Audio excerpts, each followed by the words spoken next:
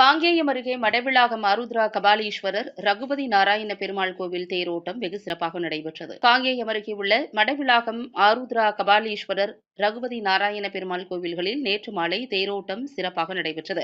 இதில் 2500க்கும் அதிகமான பக்தர்கள் கலந்து கொண்டு தேரை வடம் பிடித்து இழுத்தனர். இக்கோவில்களில் இந்த ஆண்டிற்கான பங்குனி மாத தேர் திருவிழாவினை முன்னிட்டு கடந்த 17ஆம் தேதி கிராம சாந்தி நிகழ்ச்சியும் 18ஆம் தேதி கொடியேற்றமும் நடைபெற்றது. விழாவின் முக்கிய நிகழ்வான தேரோட்டம் ஞாயிற்றுக்கிழமை மாலை 5 மணிக்கு நடைபெற்றது. இதில் வள்ளி தேவசேனா சமேத கல்யாண சுப்பிரமணியர் தேர், ஸ்ரீதேவி பூமாதேவி சமேத ரகுபதி நாராயண பெருமாள் தேர், கணபதி தேர், பிரகல நாயகி அம்மன் தேர் என 4 தேர்களும் முன்னால் செல்ல பெரிய தேரில் சோமாஸ்கந்தர் எழுந்தருளினார். 1 கிலோமீட்டர் தூரம் கோவிலை சுற்றி தேர் வலம் வந்து நிலையை அடைந்தது. இதில் 2500க்கும் அதிகமான பக்தர்கள் மற்றும் பொதுமக்கள் பங்கேற்று தேரை வடம் பிடித்து இழுத்தனர். தேர் திருவிழாவினை ஒட்டி காங்கேயம் காவல்துறையினர் பாதுகாப்பு பணிகளை செய்திருந்தனர்.